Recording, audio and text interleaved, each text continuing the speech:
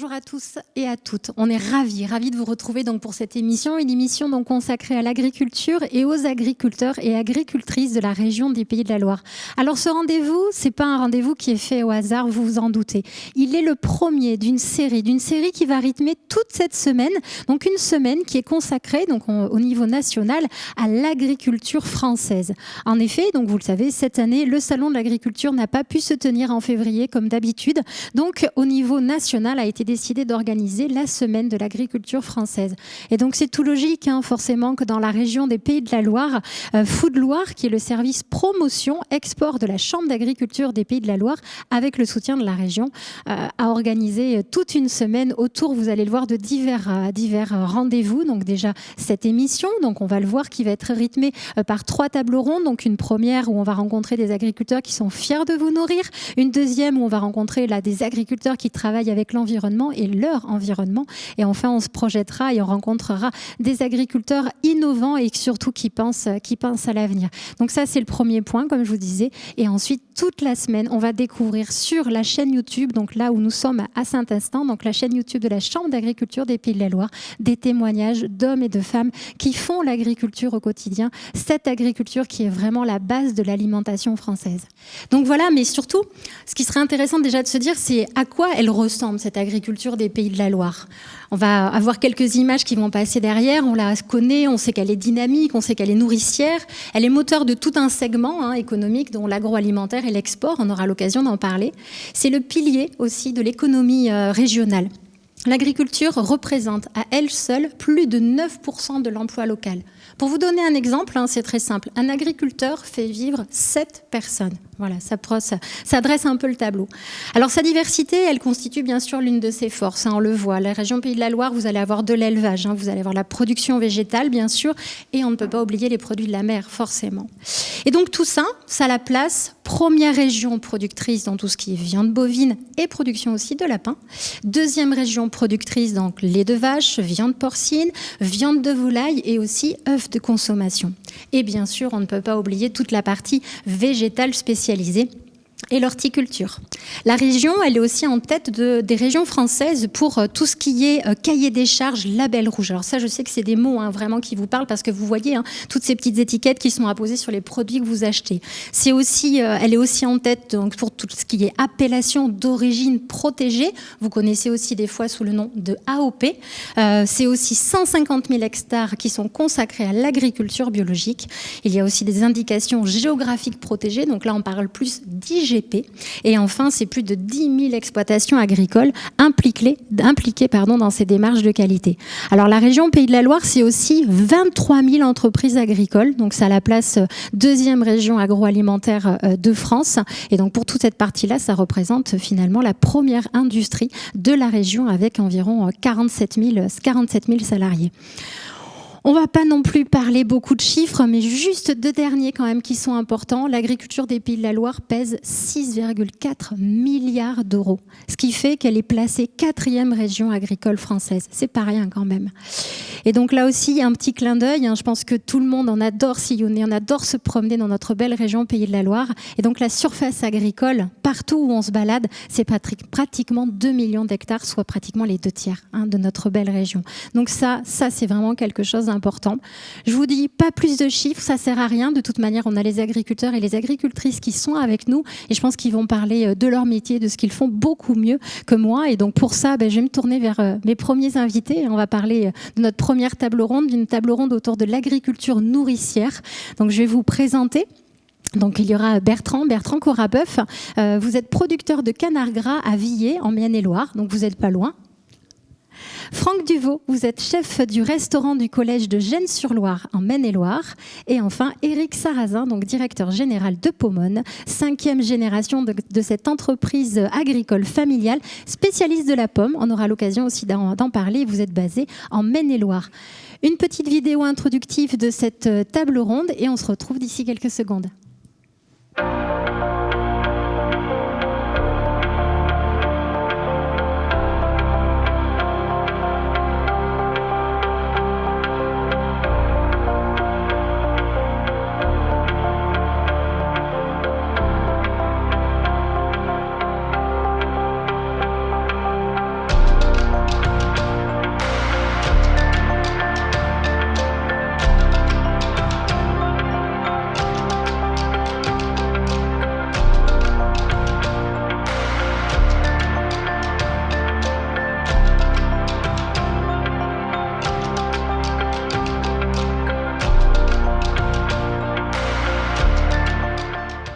Alors je le disais, on le rappellera jamais assez, hein. Vraiment, l'agriculture, c'est la base de l'alimentation des Français. Ça, il n'y a pas photo. Et même au-delà, hein, bien sûr, on va le voir avec la notion de l'export.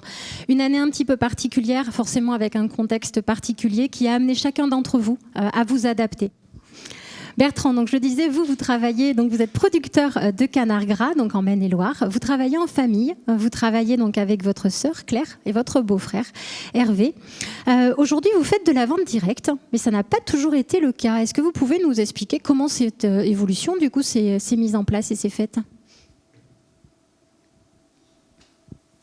Donc tout d'abord bonjour. L'évolution chez nous s'est faite plutôt par l'intermédiaire de nos parents qui ont démarré l'activité il y a plus de 35 ans maintenant, vraiment dans le souhait de pouvoir à un moment donné maîtriser toute l'activité, que ce soit l'élevage, le gavage et la transformation. Donc ça a été une première étape donc du passage de l'agriculture classique à l'agriculture de vente directe, et avec un vrai message à faire passer, où le fait qu'on voulait vraiment aller au bout du produit pour pouvoir maîtriser toute la qualité du produit en passant du petit caneton jusqu'au gavage et la transformation. Et en même temps, la partie la plus intéressante, c'est vraiment le retour qu'on peut avoir à travers la clientèle. Et donc cette évolution s'est faite à travers les deux générations. Et au jour d'aujourd'hui, on essaye encore de l'accélérer, en essayant encore plus d'aller dans la transformation et dans le contact avec la clientèle particulière, donc à travers principalement des marchés de producteurs au jour d'aujourd'hui. Alors justement, on est loin du métier d'agriculteur des fois qu'on imagine, hein, enfin, l'agriculteur qui élève ses animaux. Vous avez vraiment eu envie d'aller au bout du bout sur toute la filière. Est-ce que ça nécessite quoi? Une organisation, de la structuration, enfin, notamment vous faites partie du réseau Bienvenue à la ferme. Est-ce que c'est ça aussi qui vous aide justement à vous faire connaître? Donc cette partie-là, elle est essentielle quand on fait de la vente directe, puisque quand on fait de la vente directe, on n'a pas le droit de tricher.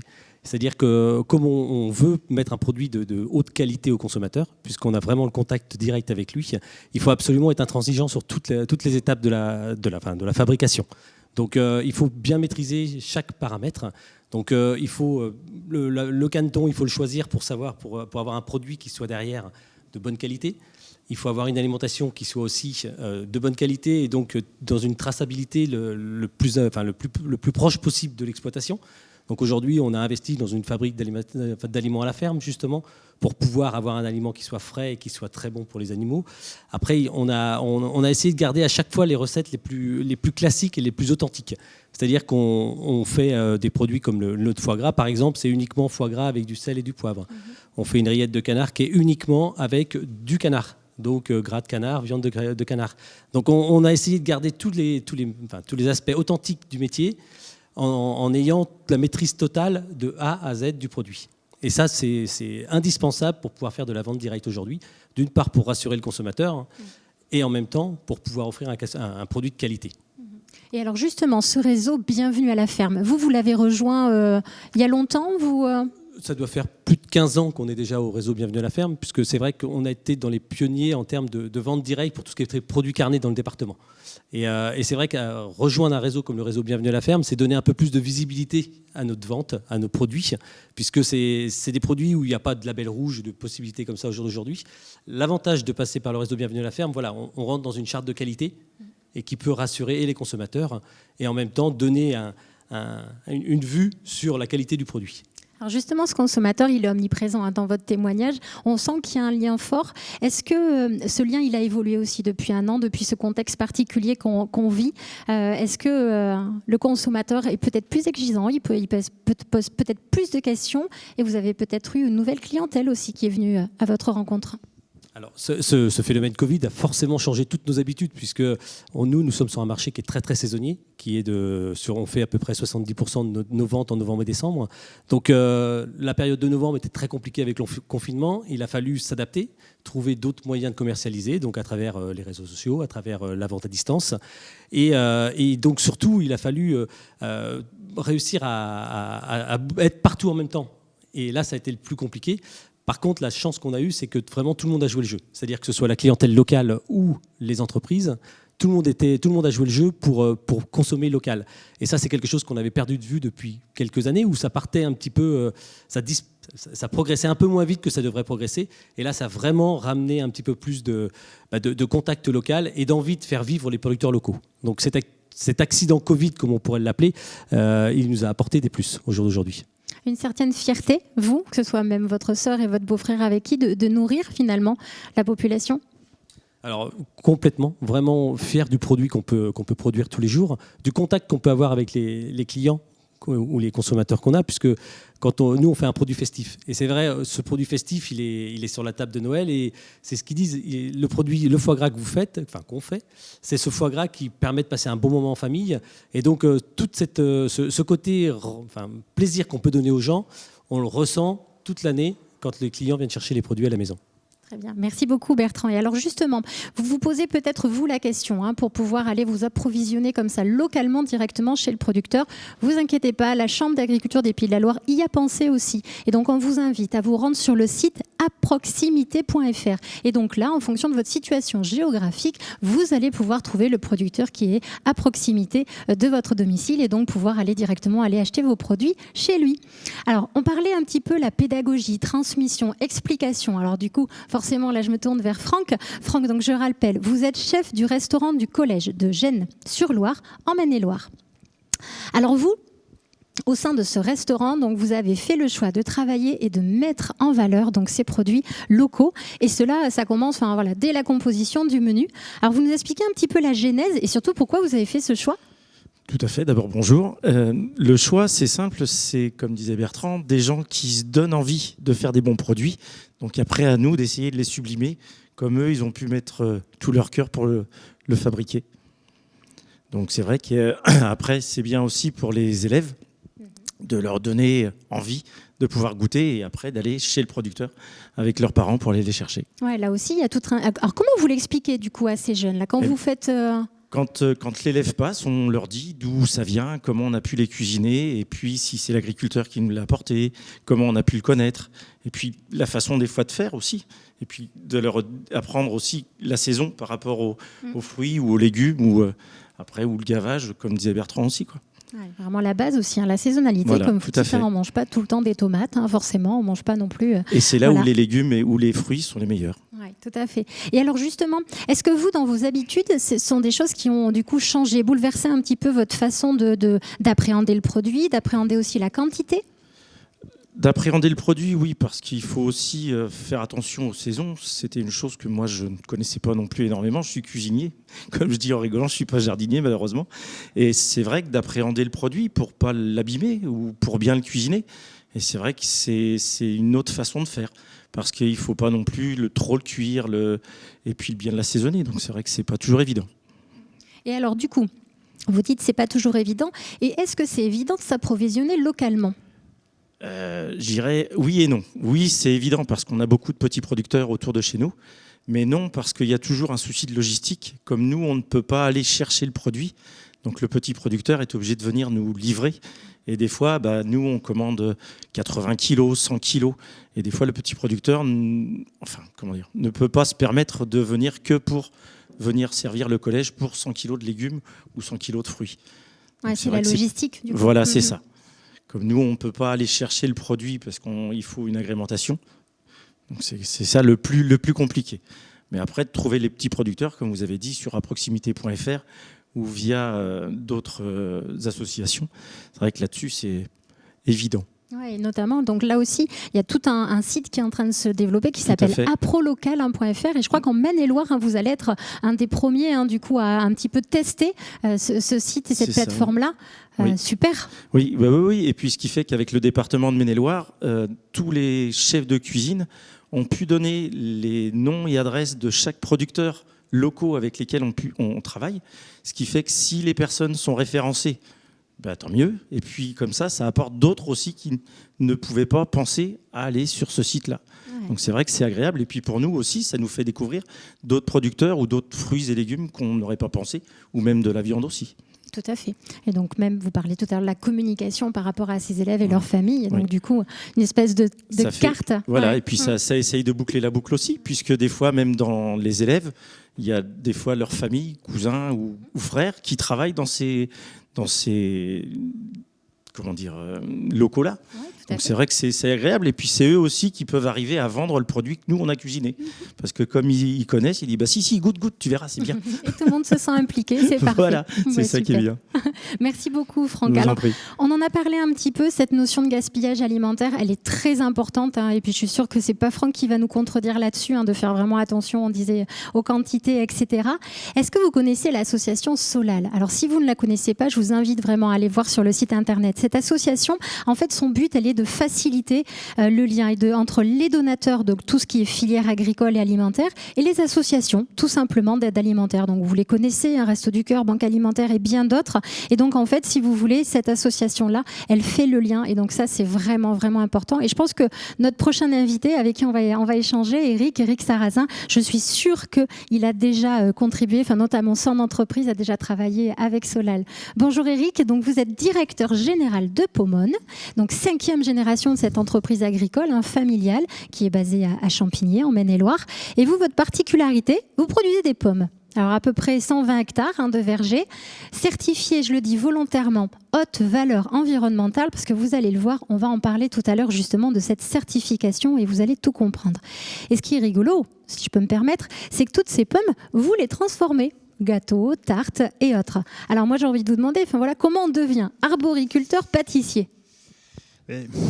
C'est de père en fils chez moi et dans les années 90, c'était une nécessité pour continuer à vivre de notre métier, de notre passion avec mon père, en sachant qu'il y avait une surproduction et beaucoup de fruits moches parce que la nature ne délivre pas seulement du fruit beau que l'on retrouve sur les étalages et tous ces fruits moches, on les vend en dessous de notre coût de revient.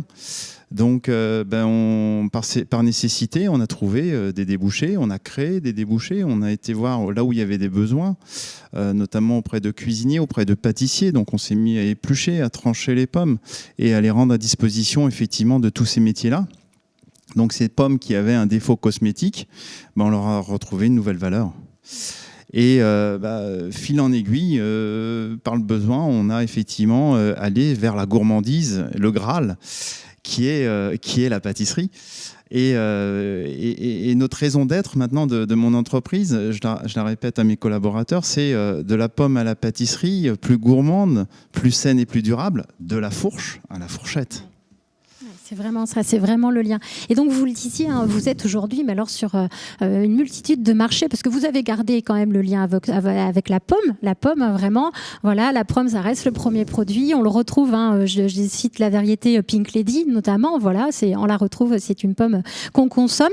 Vous êtes aussi allé vers tout le secteur industriel avec les pommes à cuire. Aussi les pommes en gourde, on en voit notamment à côté de vous, et après donc bien sûr tout ce qui est pâtisserie. Cette complémentarité là du coup et cette diversité, vous le disiez aujourd'hui, c'est ce qui a permis de créer du coup un équilibre par rapport à l'entreprise. Est-ce que c'est indispensable aujourd'hui d'être justement comme ça pluriel au niveau de... C'est vrai que la complexité, c'est beaucoup de métiers à la fois. C'est à la fois être arboriculteur, c'est un travail tout au long de l'année d'être agriculteur. Il y a 4 saisons, chaque saison est un métier en soi, il y a un travail de préparation. L'arboriculteur commercialise aussi sa production, il ne la remet pas, donc on commercialise tout au long de l'année notre production. Et à partir de là, on a le métier de première transformation. Faire des gourdes, c'est un métier, c'est une filière. Être pâtissier, c'est un vrai savoir-faire également qu'on a acquis. Et ça, c'est important parce que le leitmotiv, c'est quand je dis de la pomme à la pâtisserie, c'est qu'on a différentes qualités de pommes que Dame Nature nous remet en main. Une pomme à jus est différente d'une pomme à compote et d'une pomme à pelée et d'une pomme pour l'étalage à croquer ou de table, comme on dit, ou de couteau, différentes expressions. Et ça, c'est de valoriser tous les éléments du verger et il n'y en a pas un qu'il faut abandonner. Dame Nature, on est là pour accompagner cette nature. Et du coup, vous aussi, en tant qu'entreprise, j'ai envie de dire, pour vous en sortir aujourd'hui, on va parler de souveraineté alimentaire là toute cette semaine. Ça va être ça. Enfin, vous êtes l'exemple même. Mais c'est effectivement, la nature nous met à disposition sa générosité, à nous de l'exploiter au mieux, de la rendre et de la valoriser en alimentation et de parler d'aliments et plus de matières premières, ce qui est très important. Quand je suis au contact effectivement du monde industriel, souvent on me dit c'est des matières premières. Ah non, moi c'est un aliment, c'est différent. C'est un travail, c'est un métier. Voilà, enfin, j'en vibre. Hein, oui. Exactement. Mais voilà, c'est d'avoir ce discours différent. Et ça, c'est ma passion, de pouvoir effectivement d'être auprès des enseignes, auprès des chaînes de restauration, à expliquer qu'on est effectivement un métier, une filière agricole. Et cette notion de fourche à fourchette, il faut effectivement, et cette nécessité, quand on dit souveraineté, c'est que l'agriculture sera durable à condition que l'agriculteur en vive et qu'il fournisse une agriculture, je dirais, abordable et abondante, et tout en préservant effectivement la nature, parce que c'est notre abri, voilà, la terre, on en est responsable. Voilà. Et on parlait tout à l'heure aussi de communication.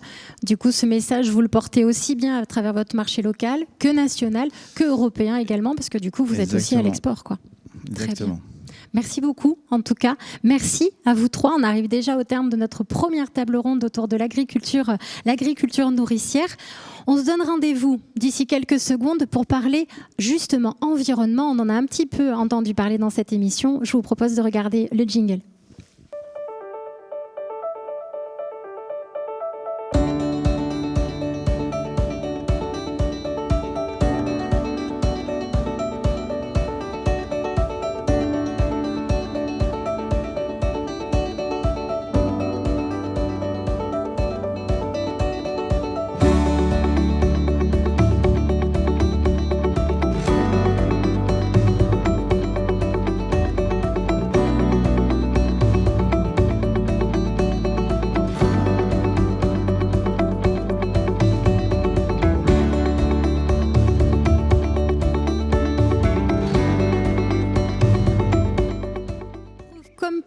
Donc pour cette deuxième table ronde de cette émission que je vous rappelle, vous pouvez la retrouver sur la chaîne YouTube de la Chambre d'agriculture des Pays de la Loire, et surtout on compte sur vous pour que vous la partagiez.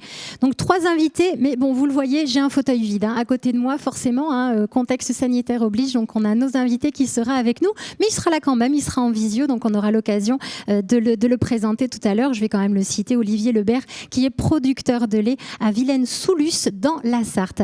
Et donc à mes côtés, Carmen Suto, qui est vigneronne à Divat-sur-Loire, donc en Loire-Atlantique, et qui est animatrice du groupe national, donc création d'un réseau d'agriculteurs ambassadeurs HVE, haute valeur environnementale. Vous savez, tout à l'heure, on en a parlé justement par rapport au verger de Pomone. Donc, on aura l'occasion avec Carmen, du coup, de revenir là-dessus. Et enfin, notre troisième invité, Denis Asseret, qui est donc exploitant agricole, il fait de l'élevage, il fait du céréal, et il est installé à Gênes, en Maine-et-Loire. Donc, du coup, on le disait, donc notre agriculteur, elle est très, très, très diversifiée. Donc, du coup, Olivier, vous allez être le premier à prendre la parole. Donc, producteur de lait. Donc, je disais, dans la Sarthe, pour vous, il n'y a pas qu'une seule agriculture. Bonjour, Olivier. Vous disiez donc... bonjour à tous. Mais non, effectivement, moi, je vais commencer par effectivement rappeler que l'agriculture, en fait, elle doit nourrir tous les consommateurs, quel que soit leur goût, leur envie et même parfois leurs moyens. Donc, en fait, c'est important qu'on puisse tous les nourrir. Et puis, rappeler, effectivement, c'est le sujet de notre webinaire là maintenant, que tous les agriculteurs vivent dans leur environnement, vivent de leur environnement, en travaillant leur terre, en la nourrissant, et que bien sûr que tout ça, ça a un lien. Une complémentarité. Et alors justement, vous Olivier, aujourd'hui vous travaillez en respectant le cahier des charges, donc agriculture biologique, donc on va vous mettre aussi le logo par rapport à ça pour que vraiment vous identifiez bien vous en tant que consommateur de quoi on parle quand on parle de produits respectant le cahier des charges agriculture biologique. Mais vous ne l'avez pas toujours été, vous ne l'avez pas toujours fait. Alors du coup, pourquoi est-ce que vous vous êtes converti à l'agriculture biologique et comment est-ce que cela s'est passé ? En fait, nous, on est sur une exploitation qui est en vallée, qui est une exploitation herbagère, qui a des prairies, qui a un peu de terre en plateau et qui finalement avait vraiment des contraintes. Donc le premier réflexe, c'est l'élevage. Ça a vraiment été de chercher à maximiser les produits sur l'exploitation en achetant le moins de choses possible à l'extérieur et en produisant avec ce qu'on a sur la ferme, parce qu'on n'avait pas l'exploitation qui permettait aussi d'aller chercher des coûts de production qui répondaient, par exemple, à des prix de la mondialisation. Donc, il fallait qu'on aille chercher vraiment ça. Donc, le premier réflexe, ça a été une recherche d'autonomie, vraiment. Et puis, jusqu'au jour où la technique a été prête, où on a pu passer finalement à rentrer dans un label et finalement celui d'agriculture biologique a été complètement naturel pour nous et on y est passé au bout de 10 à 12 ans d'exploitation assez facilement puisque aussi le marché était demandeur de lait, c'était en 2010 et donc aujourd'hui depuis 10 ans on arrive à trouver notre équilibre en produisant du lait bio dans une vallée au bord d'une rivière. Ah, et puis ça fait plaisir parce que du coup, automatiquement, vous avez fait du coup quelque part, allez, on va dire, d'une faiblesse ou d'une particularité de votre environnement, du coup une force, et tout ça pour le maintien de l'élevage. Et complètement. Et là, je crois qu'en Pays de la Loire, on a, si on s'appelle Pays de la Loire, c'est qu'on a effectivement plein de différentes terres. On a les terres de plateau, on a les terres de vallée, et puis entre les deux, on a les terres en pente. Et donc, on a vraiment des vraies contraintes. Et puis, on a vraiment besoin de l'élevage dans notre région. Et donc, quelque part, il faut qu'on trouve les mécanismes pour réussir. J'ai fait référence alors au coût de production. Je pense que là, je peux faire un lien avec la viande. Nous, on est en race normande.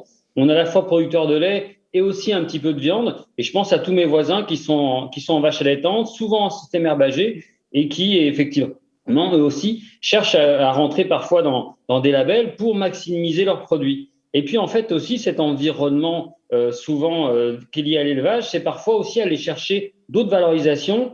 J'ai vu apparaître tout à l'heure les milliers de kilomètres de haies qu'on a pu avoir. Nous, on est producteur aussi de bois plaquettes pour des chaufferies. On a équipé nos bâtiments d'élevage de panneaux solaires qui nous permet un petit peu d'étaler les coûts aussi de ces bâtiments. Et on cherche finalement à tout valoriser. Et ça va être aussi une des solutions demain pour le maintien de l'élevage, effectivement. Et puis une vraie complémentarité, et puis une vraie logique, même par rapport à votre exploitation et au quotidien. Un élément important aussi, c'est du coup, tout ce que vous faites là, maintenant il va falloir le transmettre au public, il va falloir l'expliquer, leur dire tout ce que vous faites dans votre exploitation. Et est-ce que c'est ça qui vous a fait vous mettre un petit peu à la vente directe ? Mais en fait, c'est complètement ça, parce qu'on consommait nous-mêmes nos produits.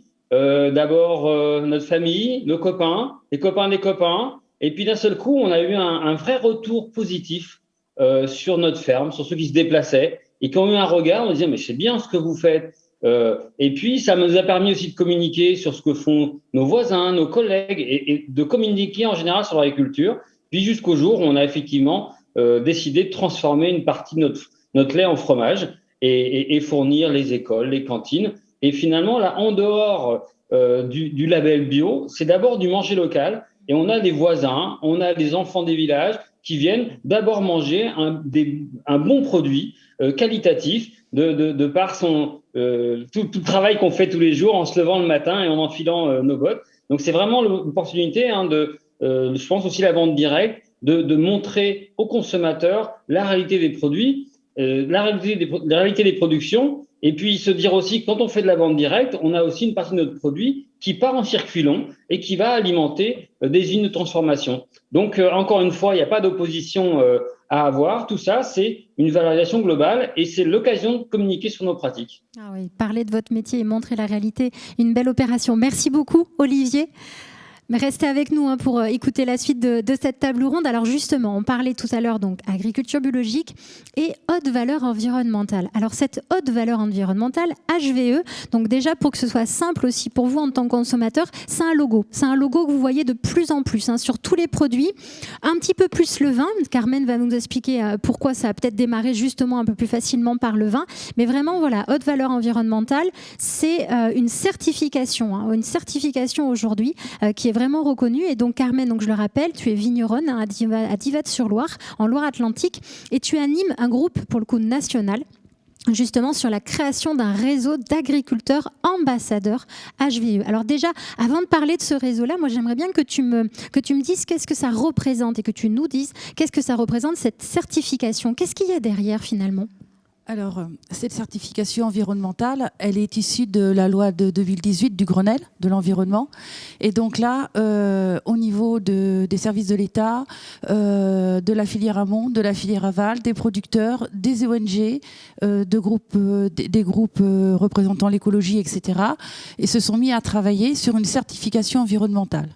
Donc cette certification environnementale, elle est née en 2012. Donc le Comité national de la certification environnementale a travaillé pendant toute l'année 2011 pour faire naître le cahier des charges en 2012. Voilà. Donc à partir de 2012, 2013, 2014 et jusqu'à nos jours, les gens ont eu le moyen de se certifier. C'est une certification qui est inscrite dans le Code rural, qui est reconnue par le ministère de l'Agriculture et le ministère de la Transition écologique. Donc elle a une vraie valeur de reconnaissance nationale. Donc un logo a été créé en 2016, puisque avant 2016 il n'y avait pas de logo. Donc c'est ce logo que les gens vous voient apparaître maintenant, issu d'une exploitation certifiée environnementale. Et après, dans la loi de l'alimentation en 2018, où on conseille de mettre en restauration collective des produits bio et des produits HVE à hauteur de 50%. Donc elle a trouvé toute son utilité. Il faut savoir que c'est une des seules certifications avec le bio liée à une exploitation agricole. Donc c'est l'exploitation entière qui est certifiée. Donc s'il y a plusieurs cultures sur l'exploitation de la vigne, et mettons des vaches allaitantes ou des céréales, tout doit être certifié. C'est l'entreprise qui doit être certifiée. Et donc après, c'est créer une association aussi pour promouvoir la HVE auprès des agriculteurs et auprès du public. Oui. Et alors du coup, en tant qu'agriculteur, qu'est-ce qu'il doit respecter lui ? Alors, il s'engage à quoi ? La certification HVE est sur quatre thèmes. Donc le premier, c'est la biodiversité. Le deuxième, c'est la réduction des produits phytopharmaceutiques. Le troisième, c'est le bilan azoté, donc le contrôle des intrants, de l'exportation et des importations de produits, amendements, etc. Et le quatrième item est sur l'utilisation de l'eau. Donc en clair, ce qui est intéressant aujourd'hui, c'est le vrai pôle, c'est une des certifications qui met vraiment en avant, une des seules qui met vraiment en avant le pôle biodiversité. Donc ce qui engage un peu quand on se certifie HVE, donc il y a un vrai travail à faire au niveau de tout ce qui est biodiversité. Ouais. Et alors justement, ce qui est rigolo, c'est que des fois, tu dis il y a un vrai travail, mais certains producteurs, même vignerons, comme toi, le travail n'est pas immense. Finalement, vous vous rendez compte, ça a peut-être été aussi ton cas, toi Carmen, finalement, quand tu as été certifiée HVE, il y a déjà de très bonnes pratiques que tu fais et la marche n'était pas non plus... Personnellement, la marche, moi j'y suis depuis 2013, la marche n'était pas si haute que ça, puisque historiquement on était dans un vignoble assez bocagé des côtes de la Loire, où on avait beaucoup d'arbres, beaucoup de biodiversité, beaucoup d'enherbement, beaucoup de zones à côté où on entretenait une biodiversité. Et moi, le pas n'a pas été si haut que ça. Mais après, ce que ça m'a permis, c'est d'aller plus loin sur de l'agroforesterie, d'aller plus loin sur de l'implantation de ruches, pour étudier le fonctionnement des abeilles avec la vigne, voir ce que ça va donner. On a implanté des jachères mellifères, on a augmenté le travail sur la biodiversité. Aujourd'hui, moi, ça fait 6 ans que je fais des tests pour supprimer les insecticides et ne plus mettre non plus de confusion sexuelle par rapport aux ravageurs de la vigne. Et ça fait à peu près 6 ans que sur des parcelles de vigne, grâce à l'enherbement, grâce au non-retournement du sol, grâce aux haies, grâce à l'implantation d'espèces, etc., je ne mets plus d'insecticides. Donc, quelque part, au départ, on va sur HVE parce qu'on a la philosophie de HVE, de la biodiversité, etc. Mais quand on est commencé dans cette certification, si on y croit vraiment, on va plus loin. On essaie tout le temps d'aller plus loin et quelque part, moi, mon objectif, hormis la plantation de jeunes vignes, c'est demain sur mes vignes pérennes, enfin mes vignes qui sont implantées à partir de 3 ans, c'est d'arriver à maîtriser le sol sans retourner le sol. Donc, quelque part, c'est mon collègue qui verra après sur le stockage carbone, je ne vais pas aller là-dessus, mais aujourd'hui, il y a un champ assez large. Et après, quand même, réduction aussi des produits phytopharmaceutiques, ça, il ne faut pas l'oublier. Donc, moi, j'ai presque divisé par 2. Entre 2013, où je suis rentrée en certification HVE, On ne me demandait pas de diviser par 2, parce que j'aurais eu la certification quand même, mais j'ai quand même réduit par diverses techniques, et aujourd'hui j'ai divisé par 2 mes utilisations de produits phytopharmaceutiques, aussi bien de synthèse que naturels, puisque j'emploie des produits aussi naturels. Du coup, ça veut dire qu'il y a vraiment eu un effet, comme tu dis, boule de neige. C'est-à-dire que quand on commence, c'est aussi, j'ai envie de dire, votre particularité aussi en tant qu'agriculteur, c'est la remise en question. Et finalement, est-ce que des certifications comme ça, c'est une impulsion et après, tout s'enchaîne et tout continue. Est-ce que toi, dans le groupe, justement, le réseau que tu animes, c'est ça que tu veux arriver à fédérer autour de toi encore plus d'agriculteurs autour de la... Voilà, donc ce réseau, c'est le réseau ambassadeur agriculteur, donc aussi bien auprès des agriculteurs que de la société civile, c'est de leur faire comprendre, parce que c'est pas connu, HVE, c'est pas connu. Le logo date de 2016. Les gens commencent à voir les logos apparaître, surtout sur le vin au départ, parce que les vignerons indépendants avaient vu le bienfait de cette certification. Donc c'est surtout au départ le groupe national des vignerons indépendants qui l'ont porté. Donc maintenant on voit des arboriculteurs, des maraîchers, etc. Donc tous ceux qui font de la vente directe, un petit peu qui rentrent dedans. Donc c'est de porter la parole auprès des agriculteurs pour leur expliquer, par d'autres agriculteurs qui vont expliquer à leurs collègues ce que c'est que le HVE, ce que ça peut amener, etc. Et puis aussi de porter cette parole, comme je le fais là aujourd'hui, auprès du consommateur, auprès du grand public, pour expliquer ce que c'est cette certification et sur quoi les agriculteurs travaillent justement sur cette certification qui demande quand même, c'est certifié, donc il y a un cabinet d'audit, etc. C'est pas anodin, voilà, mais ça demande quand même du travail. Et du travail et du suivi. Et justement, c'est ce que tu dis, c'est important aujourd'hui de informer le consommateur sur qu'est-ce qu'il y a derrière ce logo HVE, parce qu'il y a énormément de sigles, de logos, d'appellations. Là, voilà, haute valeur environnementale. Retenez bien ce nom. Merci beaucoup, Carmen. Denis, justement, on en parlait. C'est anecdotique, ça, quand même, finalement, de se rendre compte qu'il y a plein de choses que vous faites bien dans votre exploitation. Et finalement, c'est au moment où il y a des fois une certification ou quelque chose qui se passe, de dire, en fait, je le fais déjà. Ça, j'ai pas attendu, moi, qu'on m'oblige à faire quelque chose ou qu'une loi m'impose à le faire. Alors, Denis, vous êtes donc, je l'expliquais, donc exploitant agricole, élevage, céréales. Vous êtes situé donc en Maine-et-Loire. Et vous, du coup, pour savoir où vous en êtes, vous avez réalisé un bilan carbone. Est-ce que vous pouvez nous expliquer du coup en quoi ça consiste ? Alors, le bilan carbone, c'est faire un point de situation sur l'exploitation, sur l'entreprise, dans nos méthodes de travail, dans notre éventuellement développement, à savoir comment on compte le faire, comment on compte l'envisager. En même temps, j'ai envie de dire, avant de partir sur ce point carbone, si je puis dire, sur l'entreprise, c'est avant tout une remise en cause de soi-même, c'est de savoir comment on souhaite travailler, qu'est-ce qu'on souhaite transmettre demain à nos enfants ou aux gens qui travailleront dans notre entourage. Quel est l'impact de notre entreprise productiviste de biens, de denrées agricoles sur notre commune, de savoir quel sera peut-être demain l'impact en fonction des différentes évolutions que nous aurons pris et orientation bien sûr sur ce carbone. Et donc, voilà, c'était avant tout un grand questionnement sur l'entreprise et on s'est dit pourquoi pas passer le pas de savoir faire un point de situation et pouvoir se situer par rapport à cette situation, quoi. Et alors, du coup, le résultat de ce bilan, qu'est-ce que ça a mis en lumière ? Alors, le résultat de ce bilan, effectivement, vous en avez dit une partie. C'est vrai qu'on se rend compte qu'il y a des choses que l'on fait pour partie, déjà qu'on le fait depuis déjà quelques années. C'est peut-être aussi prendre conscience que ces choses que l'on fait, parfois par opportunisme, si je puis dire, et qu'on essaie plutôt de les faire par habitude ou en tout cas par, je dirais, obligation pour pouvoir faire les choses bien.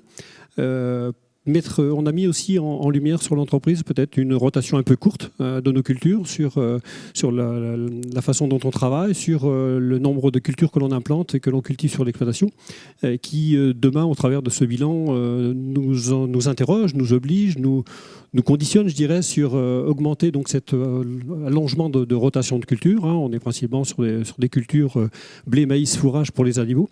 Et peut-être que demain, nous devrions implanter un peu plus soit de colza, soit de tournesol, soit de pois protéagineux. Rotation de culture, c'est vraiment, voilà, vous changez la... Voilà, on allonge un petit peu la façon dont on travaille. Au lieu de revenir une année sur 2 ou sur 3, c'est peut-être une année sur 4, sur 5 ou voire plus.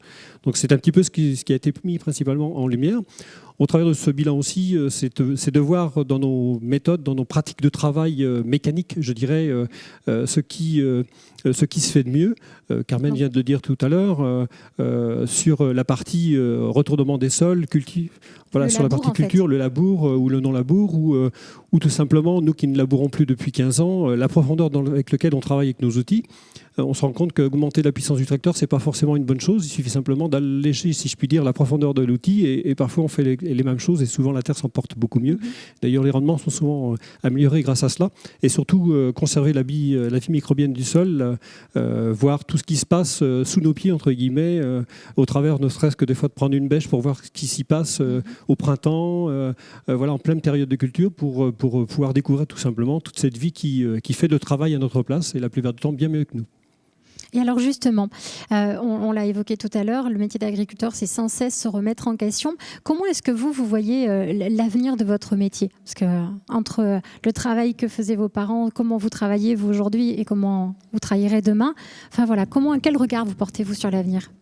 Alors c'est vrai que nos grands-parents, si je puis dire, ils travaillaient avec les chevaux, donc ils retournaient très peu de terre parce que le pauvre cheval, en l'occurrence, il avait du mal à pouvoir enfoncer, je dirais, la raie de charrue très très profonde. Et c'est vrai qu'avec la partie mécanique, les tracteurs, quand ils sont sortis, on a pu, entre guillemets, travailler beaucoup plus profondément les sols, au grand détriment d'ailleurs de la vie du sol.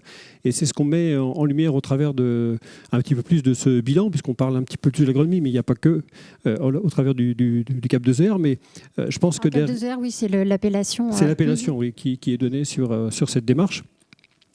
Au travers de cela, effectivement, se rendre compte que ce que faisaient nos parents sans le savoir, probablement parce qu'il n'y avait pas d'agronome pour leur expliquer ce qui était fait autrefois, c'était tout simplement naturel. Il suffisait de très peu gratter le sol et de le maintenir propre si on voulait des cultures entre guillemets saines, mais en l'occurrence, elles se portaient bien mieux à s'enraciner dans un sol rassis, si je puis dire, plutôt que de retourner 25 ou 30 cm de sol pour pouvoir implanter un blé ou un maïs. Très bien. Merci beaucoup. Merci à vous deux, vraiment, par rapport à vos témoignages que vous avez apportés les uns et les autres. Et nous, on va continuer à se projeter vers l'avenir parce que la troisième table ronde, on va parler d'agriculture du futur.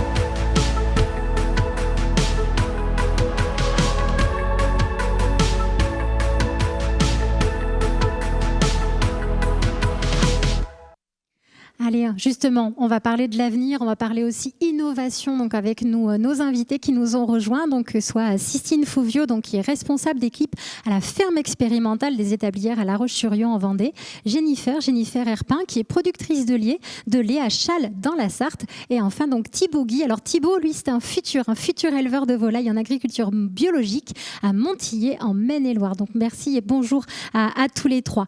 Alors justement, Sistine, donc vous êtes responsable d'équipe à la ferme expérimentale donc des établières à La Roche-sur-Yon, donc j'insiste volontairement, ferme expérimentale. Sistine, qu'est-ce que c'est une ferme expérimentale et à quoi ça sert ? Alors, une ferme expérimentale, notre rôle, c'est de créer de la référence pour les agriculteurs. Et donc, notre but, c'est de faire de la recherche appliquée sur notre outil. Donc, nous, on est éleveurs en polyculture élevage, en bovin allaitant. Et donc, on est naisseur-engraisseur.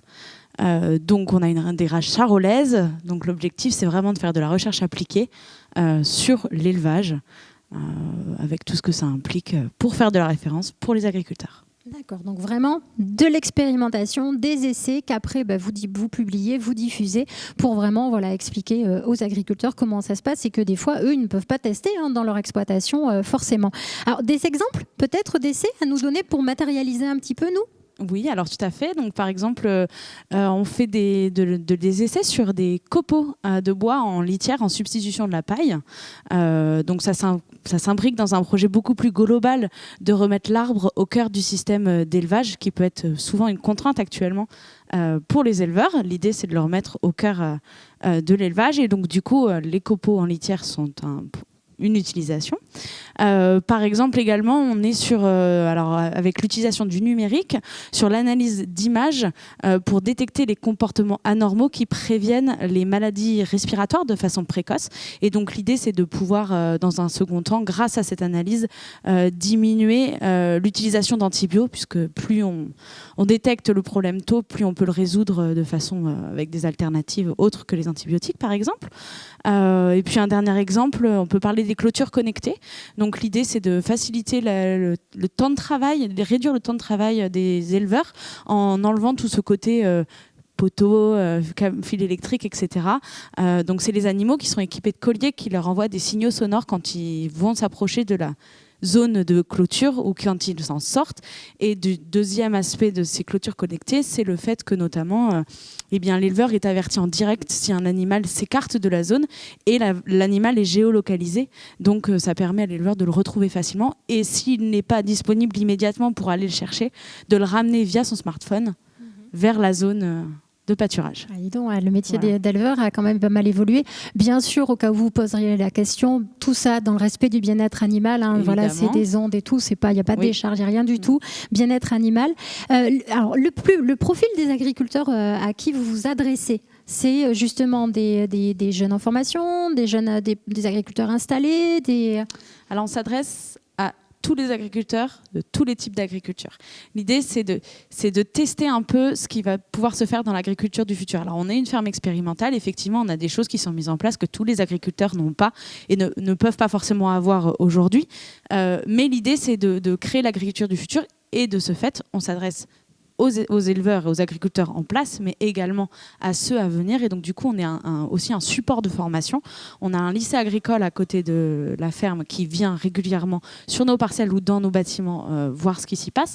Et en plus de ça, avec la Chambre d'agriculture, il y a des formations qui viennent régulièrement voir où on en est et ce qu'on fait et pour se former, pour voir ce qu'ils feront derrière. Ouais, donc c'est vraiment là aussi une complémentarité. Et justement, donc la Chambre d'agriculture a développé l'école de formation par l'expérience en agriculture, EFEA. Donc ça aussi. Est-ce que, on en parlera tout à l'heure avec Thibaut, cet enjeu un petit peu de renouvellement des générations, est-ce que le fait d'avoir comme ça une exploitation innovante est un moyen de séduire ces jeunes à devenir agriculteurs ? Alors clairement, nous, une de nos vocations, c'est de créer des vocations dans le domaine agricole et dans le domaine de l'élevage. Et effectivement, alors aujourd'hui, je pense que les jeunes sont attirés par les nouvelles technologies, le numérique, et l'idée de la ferme aussi, c'est de montrer que l'agriculture vit avec son temps et qu'on n'est pas dans les champs avec... Alors c'est des très beaux exemples, mais on n'a pas forcément... On a des outils aujourd'hui qui nous permettent d'aller plus loin en simplifiant la vie de l'éleveur. Et aujourd'hui, être agriculteur, c'est pas que suer 24 heures sur 24 dans son champ. Et donc ce côté numérique, je pense, peut attirer les nouvelles générations parce que le numérique a une part importante dans notre vie aujourd'hui. Et d'ailleurs, on fait partie d'un réseau de DigiFerme. Donc on est deux fermes de la Chambre d'agriculture Pays de la Loire avec Derval à en faire partie. Et l'idée, c'est d'appliquer l'outil numérique à l'élevage, à la culture, etc.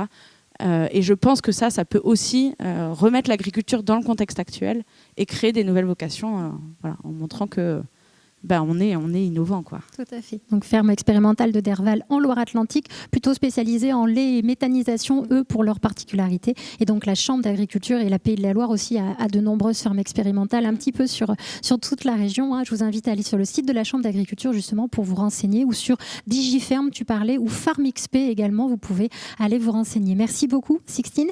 Et alors justement, là, une agricultrice, productrice de lait, donc Jennifer, donc vous êtes située dans la Sarthe. Et donc, vous travaillez avec votre mari pour élever donc 100 vaches et vous cultivez aussi vos 200 hectares. Vous êtes qu'avec votre mari. Oui. Et j'ai aussi un salarié, malgré tout, qui est là à plein temps, donc qui permet de nous aider. Oui, parce que ça nécessite quand même, là aussi, ça vous occupe. Aujourd'hui, on n'est plus que 2 avec un salarié. Avant, on était 5, donc il a fallu tout repenser le système qui nous a poussé aussi à innover et à aller vers les nouvelles technologies. Donc nous, on a monté les robots de traite pour pouvoir permettre de se donner du temps pour faire face surtout à le manque de main-d'œuvre qui avec nos associés qui sont partis en retraite en fait. Donc là, du coup, ça veut dire quoi concrètement? Qu'il y a un robot de traite ou deux robots de traite, peut-être vous avez vous expliquer comment ça se passe C'est simple, en fait, c'est une traite automatique qui permet de traire les vaches sans la main de l'homme, en fait, parce que normalement, il y a une contrainte horaire le matin et le soir, que là, les vaches, elles viennent toute la journée quand elles veulent. Surtout le matin et le soir, malgré tout, leur horloge biologique est malgré tout là, donc, mais ça n'empêche qu'elles peuvent venir toute la journée. Et aujourd'hui, ça nous permet aussi d'organiser différemment le travail, d'avoir une vie de famille beaucoup plus confortable que les anciens, en fait. Et alors du coup, ce côté aussi innovant, est-ce que ça fait évoluer votre image et votre façon de travailler aussi, vous, en tant qu'agricultrice? Parce que du coup, vous avez connu aussi le côté plus traditionnel, de la salle de traite, où du coup, les animaux, comme vous le disiez, matin et soir, passent dans la salle de traite, et c'est vous ou la mécanique qui trayez le lait, récupérez le lait. Et donc là, du coup, avec le système de robots, votre regard et votre façon de faire a évolué aussi? Alors, c'est ce que je disais tout à l'heure, on a réorganisé le travail, donc ça nous permet d'avoir, moi personnellement, d'organiser mon travail différemment, d'emmener les enfants à l'école, de les ramener, d'avoir des rendez-vous s'il y a besoin dans la journée, d'être plus disponible en fait, mais aussi de se dégager de la pénibilité du travail, parce que la traite matin et soir, physiquement, c'est dur. Quand on voit les anciens aujourd'hui qui ont mal aux épaules, qui ont des problèmes de TMS, qu'on appelle les troubles musculo-squelettiques. Voilà, merci. Pour se faire tout le temps le même mouvement. Voilà, c'est ça. À force, c'est comme travailler en usine, donc c'est un peu compliqué. Et aussi, ça m'a donné aussi du temps pour faire complètement autre chose. C'est-à-dire mieux observer mes animaux, ce qu'on a un peu oublié aujourd'hui parce qu'on nous demande de la rentabilité de travail. Donc, on ne peut pas être partout. Et je me suis aussi beaucoup intéressée sur les médecines complémentaires. Donc, il m'a permis... Ça aussi, il faut que vous nous en parliez, les médecines complémentaires. Moi, quand vous m'avez dit « je travaille avec de l'huile essentielle », pardon. Alors, comment ça se passe, du coup ? Alors, comment ça se passe ? Je me suis d'abord... en fait, je suis curieuse de nature, donc du coup, ça m'a un peu interpellée. Je me suis dit, des médecines complémentaires avec les animaux, c'est intéressant. Donc, je me suis formée par le biais de la Chambre d'agriculture. D'abord sur les huiles essentielles, la phytothérapie, l'acupuncture, l'homéopathie, et puis cette année j'ai fait le shiatsu et la communication animale. Voilà, donc un peu pour situer un peu toutes les formations que j'ai faites depuis le début. Et puis c'est un effet peut-être là aussi, vous découvrez une particularité, vous avez envie d'en découvrir une autre, etc. C'est ça. Et surtout si vous avez des résultats.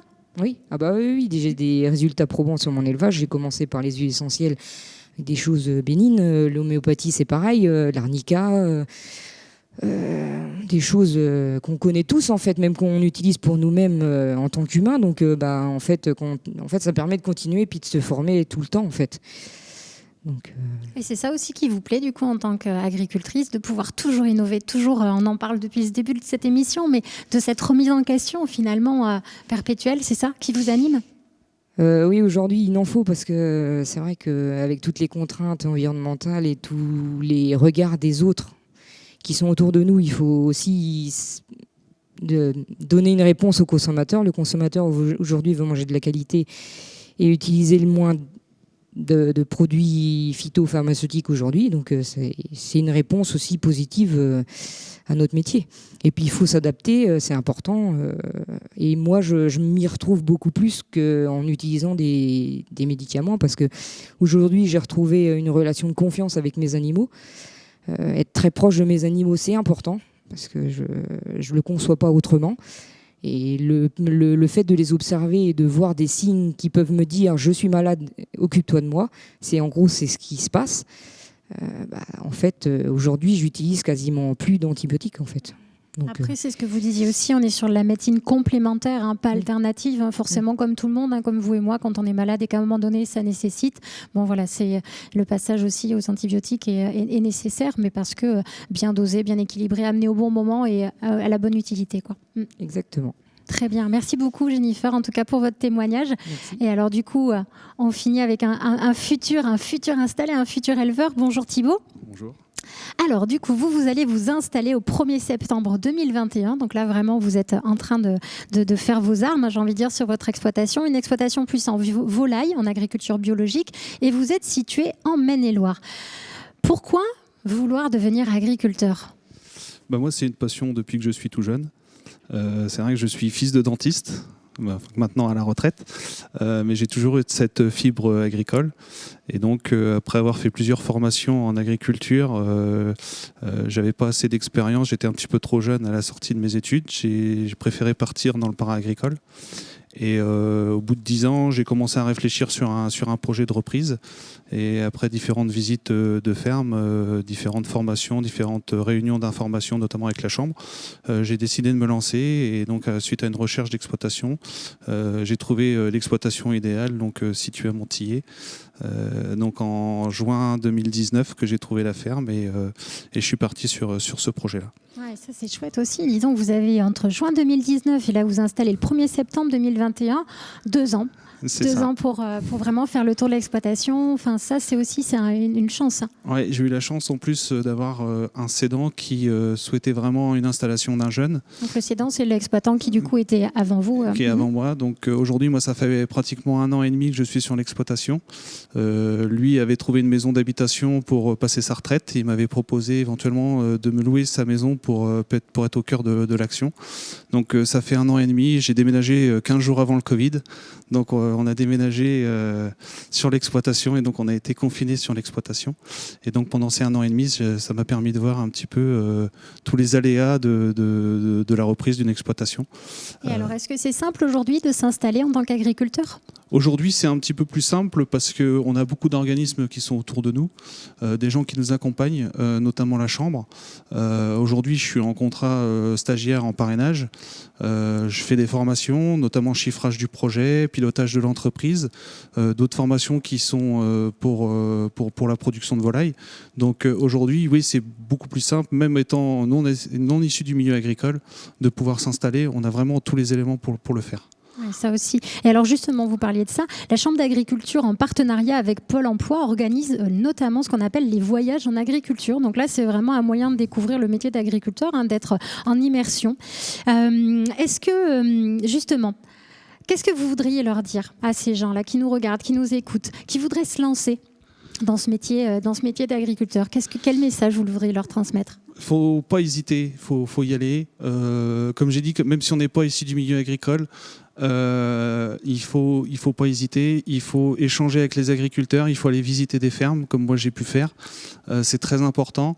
Je pense aussi qu'il y a l'importance, c'est du cédant, celui qui souhaite céder sa ferme, qui a un rôle hyper important au niveau des jeunes pour pouvoir l'accompagner dans toute l'installation, dans tout le programme d'installation.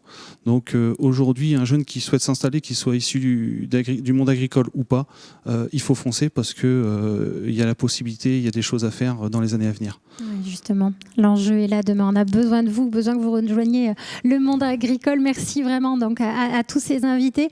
On parlait aussi un petit peu beaucoup communication. Donc là, aujourd'hui, on est encore dans une salle, on respecte les conditions sanitaires, mais demain, on l'espère et on donne rendez-vous. Surtout, vous avez notamment une ferme ouverte, une date prochainement où vous allez pouvoir ouvrir votre exploitation pour accueillir du public mi-juin de mémoire. Oui. Et donc, il y a plein de rendez-vous. Il va y avoir plein de rendez-vous encore au mois de juin parce que du coup, les choses évoluent, les choses avancent. Et puis, notez aussi une date, 18, 19 et 20 juin. Donc, ce sont les journées nationales de l'agriculture. Donc, plein d'événements, plein d'animations.